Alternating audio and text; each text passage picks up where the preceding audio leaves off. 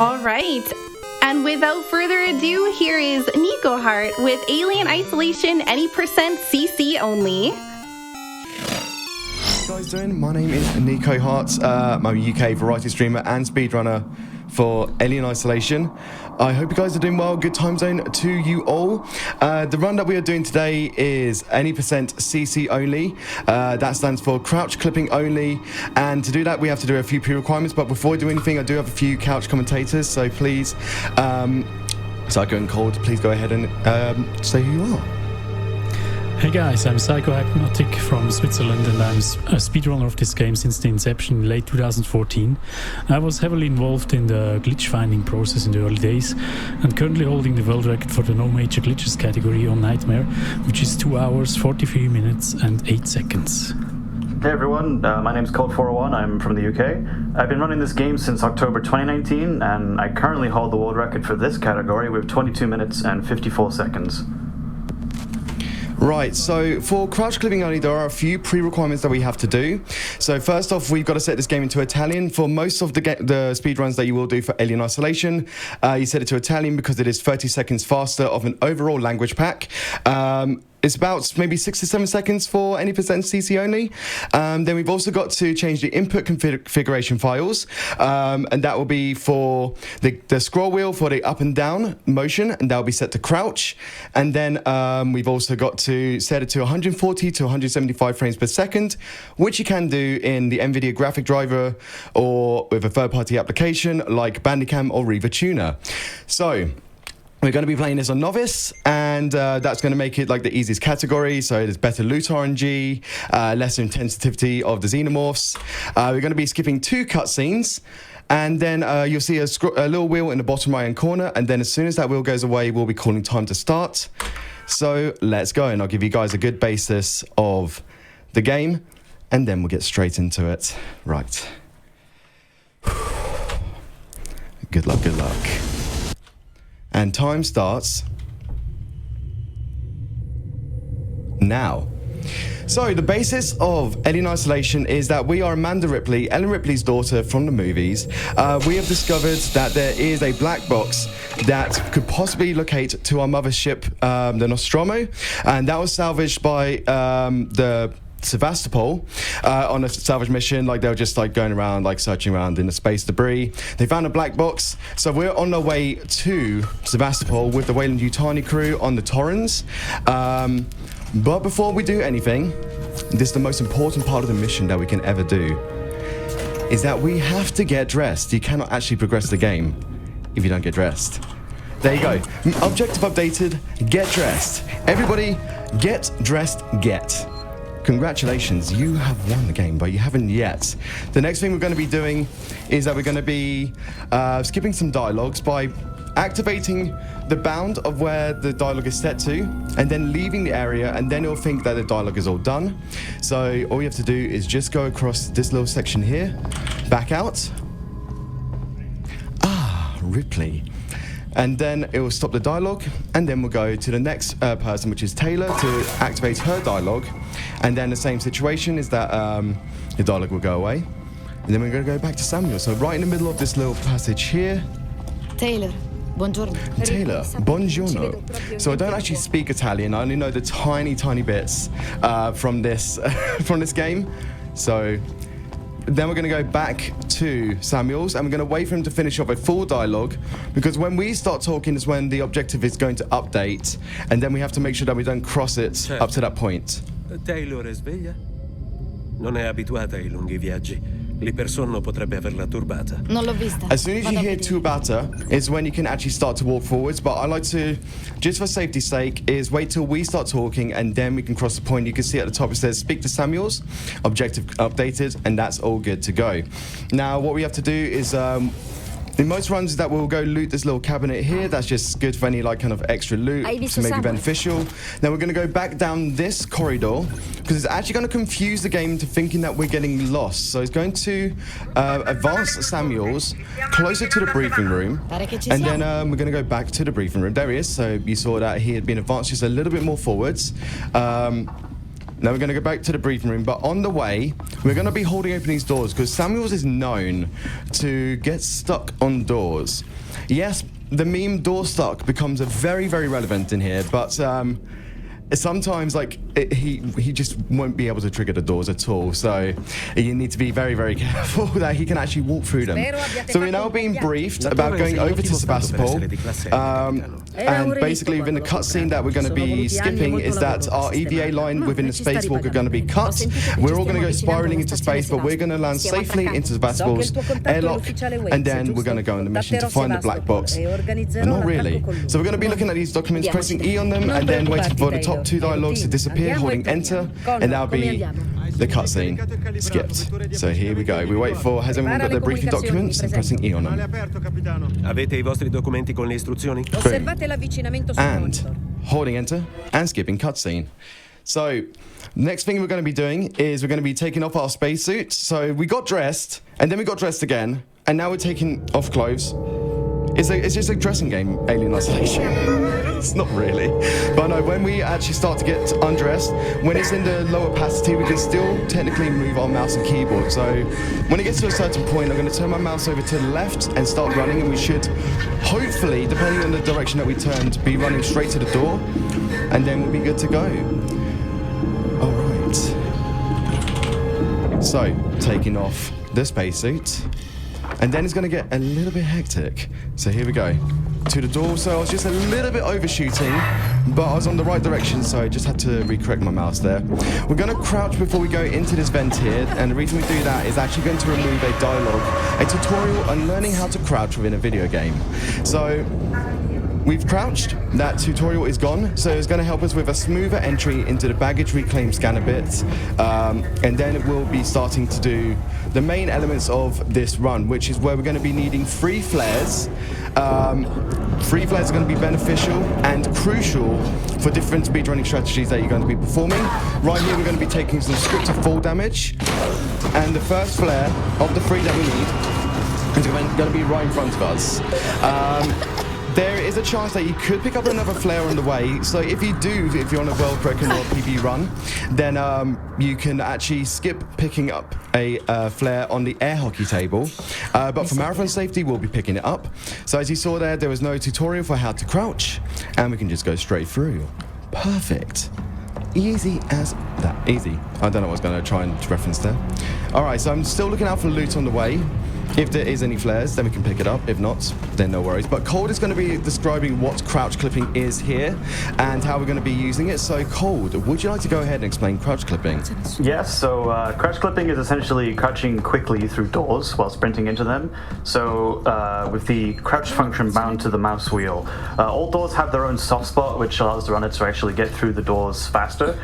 Usually you'll want to start some of the harder doors crouch first, because as you sprint into them from the crouch position, it'll actually boost you into the door, which will help force you through it more.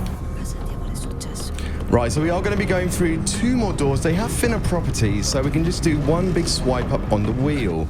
Boom, that's 1. Boom, that's 2. Easy as pie, like butter. But now we're going to be going through another door, which is actually going to take us out of bounds, and then we have to navigate around some invisible walls, and then holding the peak key as we fall down into a cutscene. Otherwise, if we don't hold the peak key, then we actually take it deaf, and then our camera position will be locked and focused so that we can't actually move about. So as you saw there, we kind of leaned to the side as we fell down, and that helps us to not take a death in the game, so we're able to carry on. So this is a perfect time for donations. Do we have any donations? We most certainly do. We actually have quite a few. We have a $10 donation here from Chocobos in Isengard that says, "It's not much, but I genuinely want to do what I can to support Nikoheart, his big heart, this run, and those 2 things collaborating towards saving the world in all of its current ugliness. We love you, Nick. Good luck." Thank you. We also have a $10 donation from Cold 401.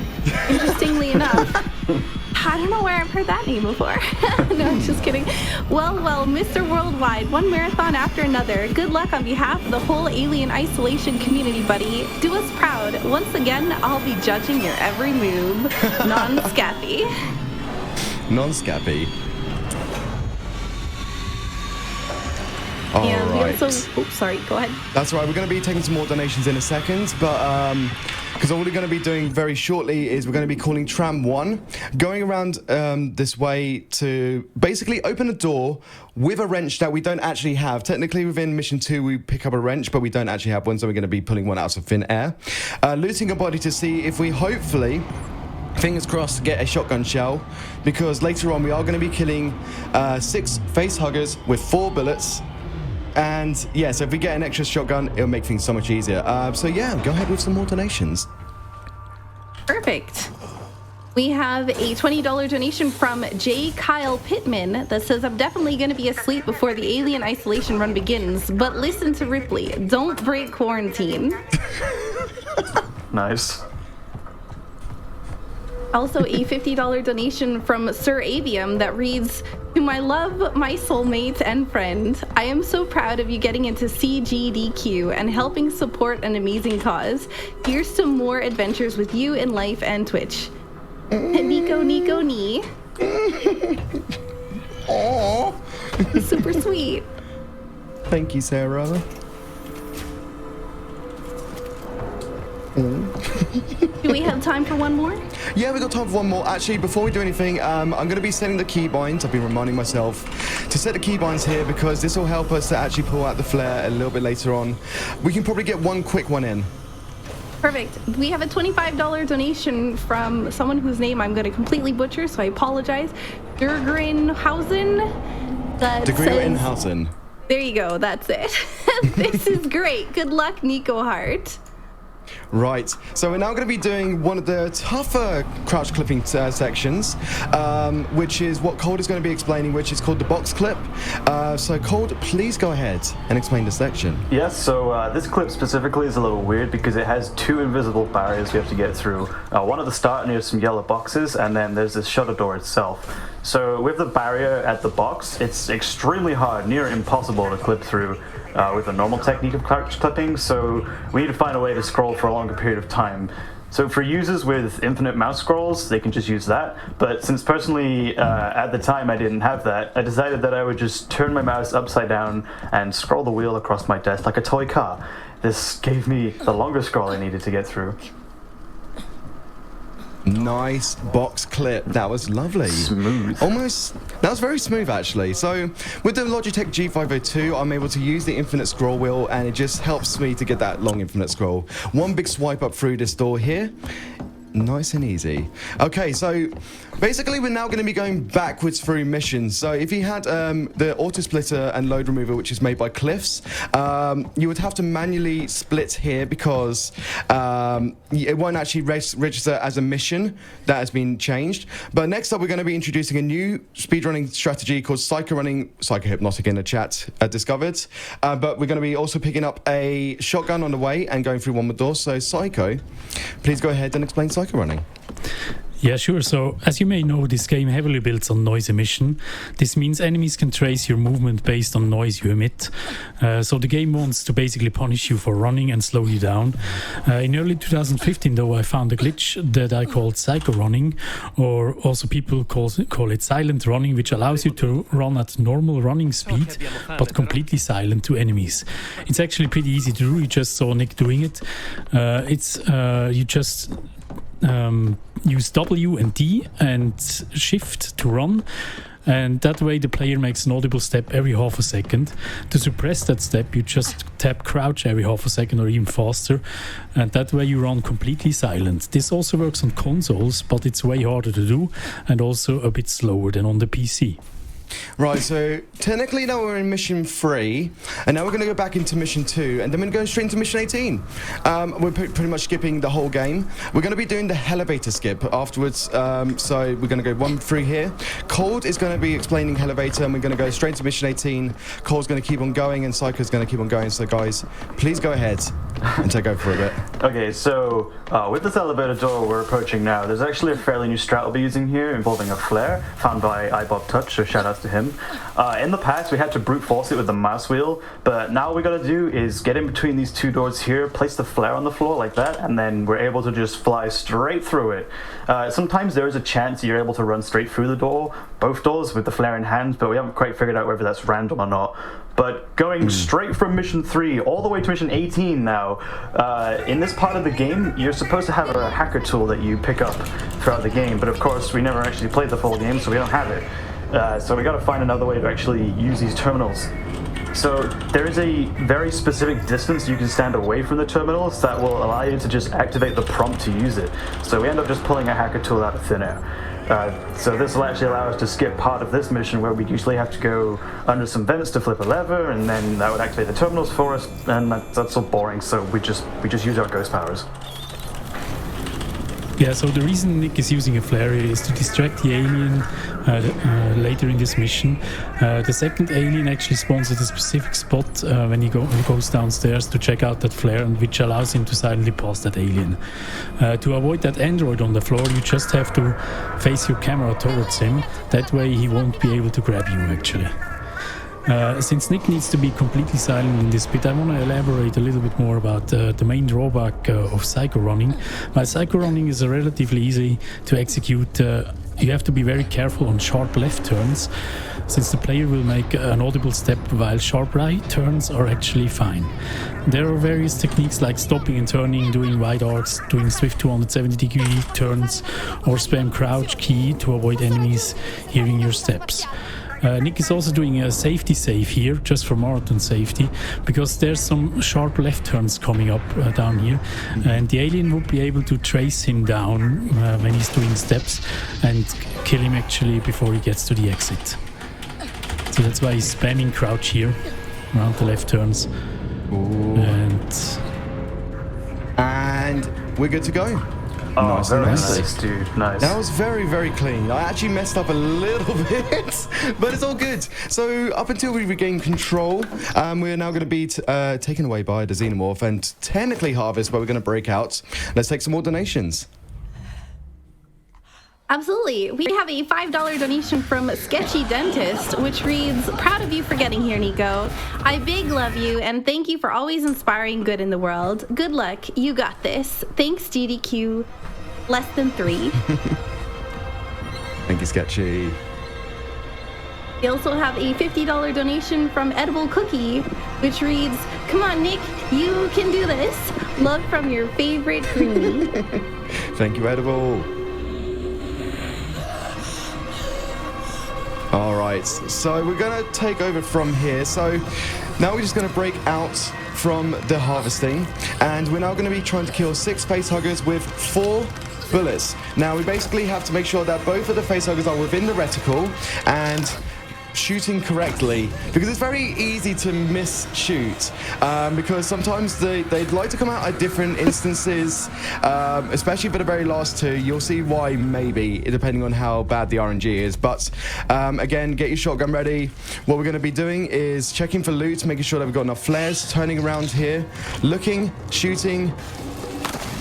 Both of them have been killed. Hell yeah. Happy days. So just double checking that we got. Oh no, we don't have another flare. We do have another flare. Ooh, that was lucky. Okay, so luckily we got another flare. So we're going to be using this flare to be able to take away the animation of an alien dropping down, so that we can basically go past it. We actually way past that little vent there, that little tube there, so that we can actually get a bit more ability to kill that one, because even with flaming it, sometimes it doesn't work out too well and you can actually miss flame it. We're going to throw the flare in here, and the alien which would normally drop above us won't drop down anymore. It's kind of redirected onto another pathway, so you can either use a revolver bullet here or a flare, and that's all fine. So we're just able to run by that alien. It doesn't even notice that, senpai. We're going to be going over to this corner here, crouching, holding shift and forwards, and that's actually going to put us on the other side of an invisible barrier, so that when we regain control, we're going to be put back into crouch, but still able to navigate underneath it. And then we're going to crouch clip into this. Oh, wow, okay. Crouch clip into this ladder here. Making sure you hold peak as you fall down again, because otherwise you will take fall damage, and will... Hurry up, please. Okay, so sometimes that can happen, where you don't actually go down the elevator, the ladder.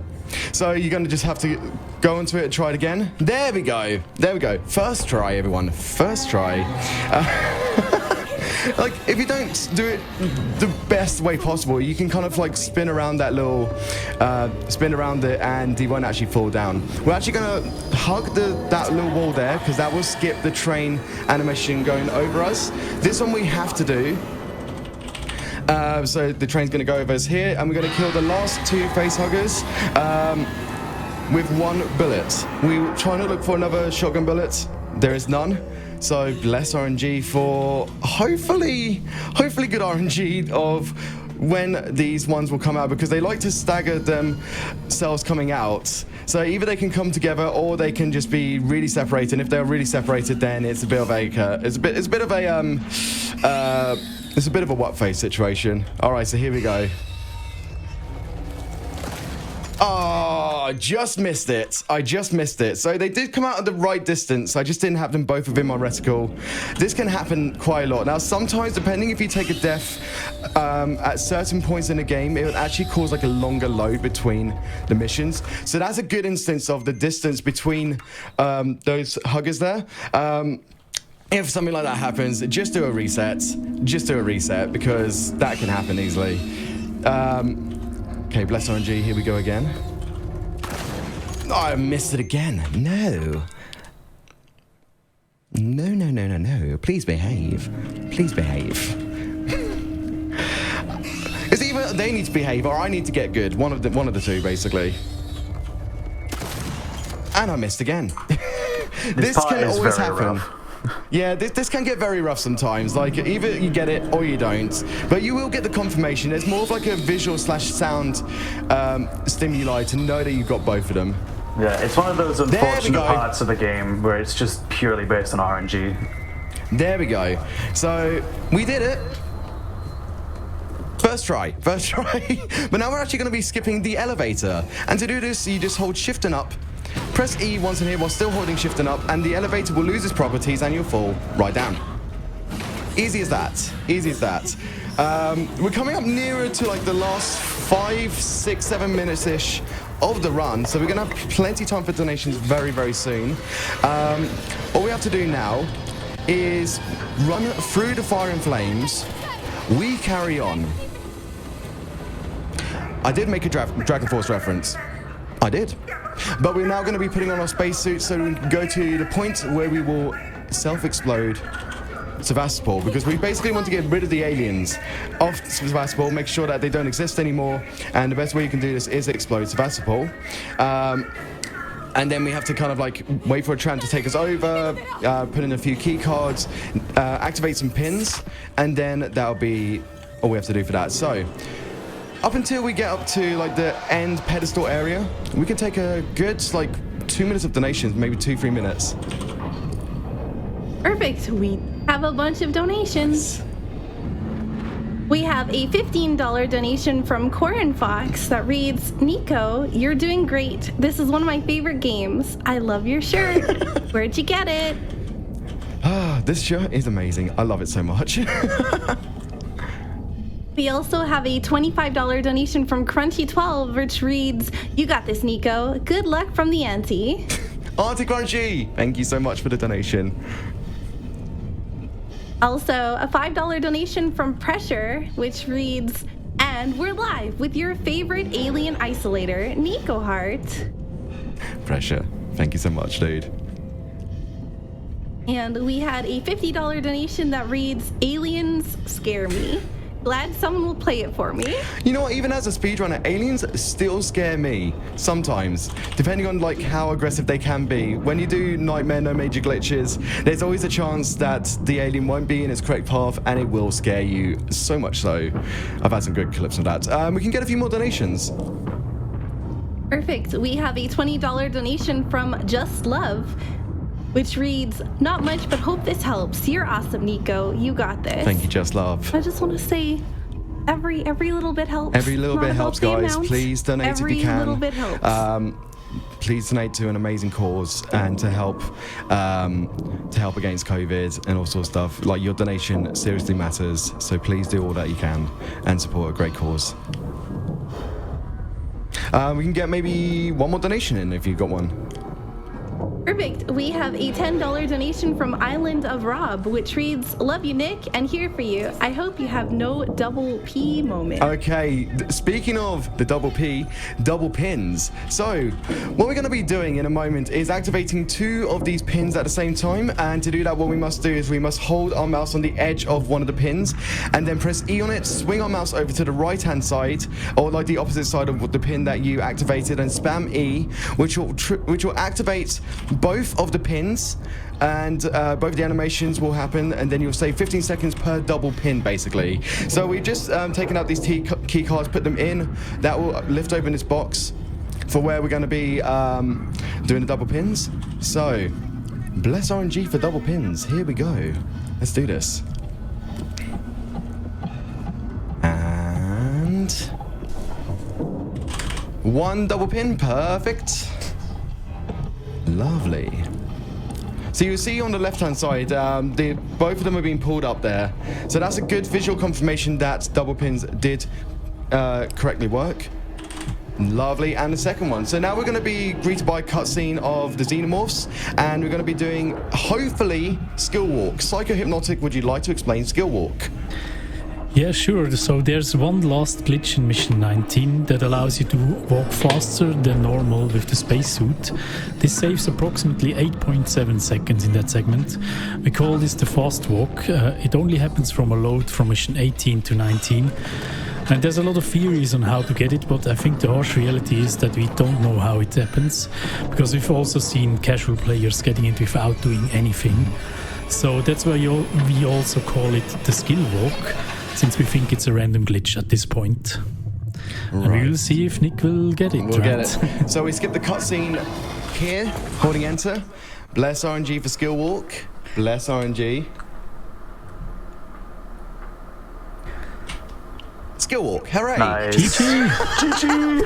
It's always thrilling after like a good run that you get skill walk. It's like basically just walking a little bit faster. You're saving, like, I think Psycho said, about 8.7 seconds. Here you got to throw some designated keys, basically going backwards to the left to the right. I just like to spam my keyboard. It's a nice way to finish off the run, just spamming your keyboard. We're going to be calling time very, very soon, so as soon as the button is hit and it goes to black, that'll be time. So let's see how it goes. Let's see how it goes. And time. So, that was Alien Isolation, any percent CC only. Thank you guys so much for having me. Thank you for the GTQ staff, committee, tech crew, who allowed Alien Isolation to be run. It's always so thrilling to expose this game to a lot of new people, and it's amazing to represent the community as well. Thank you so much to Cold, to Psychohypnotic for the couch commentation. Thank you so much to the community of Alien Isolation. If you want to find out more about Alien Isolation, head over to speedrun.com/AI, where we got a lovely community. Everyone's very, very helpful. There's lots of tutorials on learning how to speedrun. Shout outs to all the amazing runners of Alien Isolation as well. Thank you again so much for having me. Cold, Psycho, do you have any last minute plugs that you wanna do? I just want to thank everyone that joined in and watched this run. Thank you so much, guys. Yeah, and so happy that we can finally get this game into some amazing speedrun marathon events, and to give it some more attention that it actually deserves. We have an amazing little community, and we would love to see more people come in and run this game as well. So thank you, everyone, for all your donations and all your support. We'd really appreciate it. Absolutely. Thank you guys so much for the donations during the run, and don't forget, please support the run where you can, and please support all the runners. Please support Games Done Quick and Corona Relief Done Quick. Yeah, thank you so much, guys. Thank you. Sakura, I guess back to you. Thank you so much, and thank you so much to the runner Nikoheart for that fantastic run. Coming up next, we have Red Alliance, run by Hivemind 514, any percent, no water glitch prologue-less on the PC. In the meantime, though, we have a few more donations from that run in particular. We have a $5 donation from Chocobos in Isengard that reads, another donation for Nikoheart getting served breakfast dippy eggs from the facehugger. Yum yum. We also have a $50 donation from Gingy789 that reads, want to support Nico and beating COVID. Love the game too. Me too. This is pretty good. I really enjoyed that run. We have a $50 donation from Pickle Rick ETV, which reads, Nico, you could do this. World record, here we go. Keep spreading you love and humility to the world. We also have a $50 donation from Fandom Flight that reads, hey there, Nico. Good luck on the run. We're all cheering you on. And a big thanks to all the people who helped put this together so quickly. Thanks to the runners and staff behind the scenes. We'll all make it through together.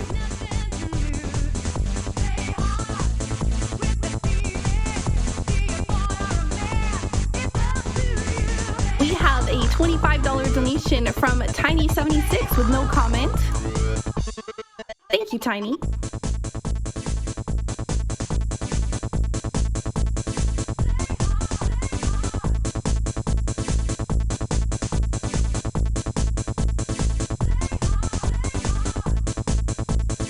And we have a $5 donation from Alikin, which reads, hope this helps the people who are in need.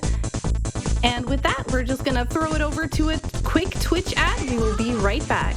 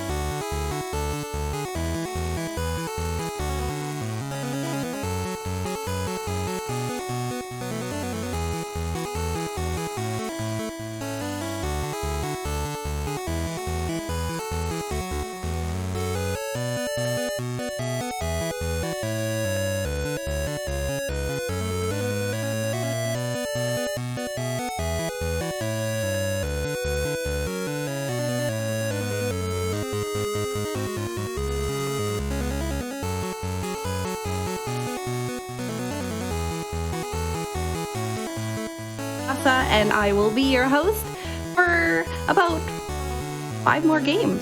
4 more games? Somewhere around there.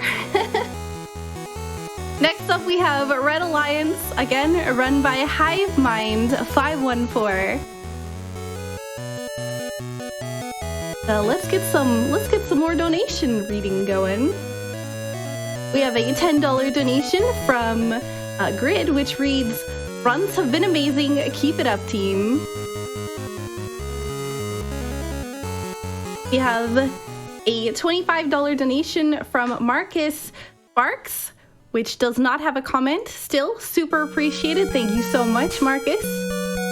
And an anonymous $20 donation with no comment. So thank you as well so much.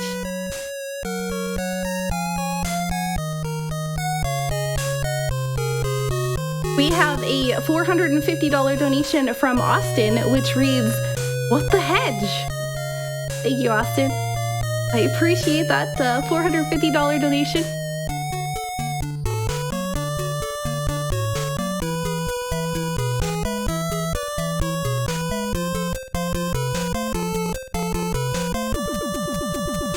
We have a $10 donation from Marianne Saval, which reads, "First time donator. Shout out to my brother Matthias for introducing me to this awesome initiative."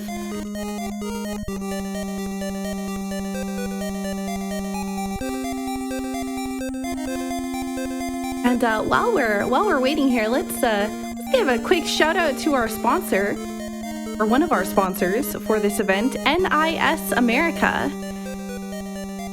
which has Prinny 1 and 2 Exploded and Reloaded, coming fall 2020 to Nintendo Switch. 2 action-packed chapters of Prinny's rise to becoming a hero, now with newly remastered graphics. Limited edition is available on the NISA online store and major retailers like Amazon, Best Buy, and GameStop. This is the only physical version of the game. Limited edition includes art book, 1-disc official soundtrack, building block set, poster, all-in-one collector's box. Will be available separately on Nintendo eShop for digital download. You can find out more at Prinnies, spelled PRINNIES.com.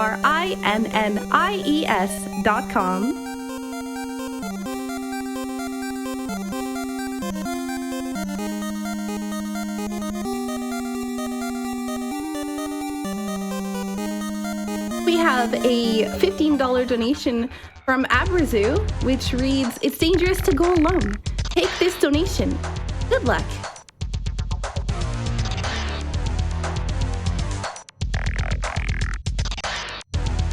And a $100 anonymous donation with no comment. Thank you so much, Anonymous.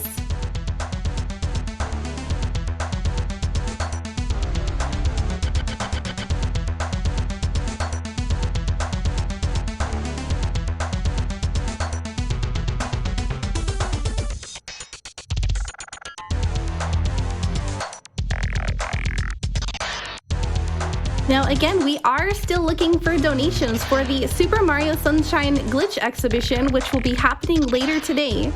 We are about $11,000, actually about $10,300 off from meeting that incentive. So if you're looking for an incentive to donate to, that is a great one.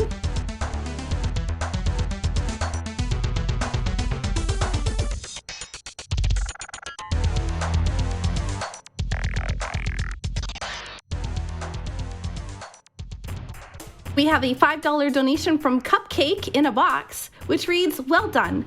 Good luck." Oh man, these usernames are starting to make me hungry.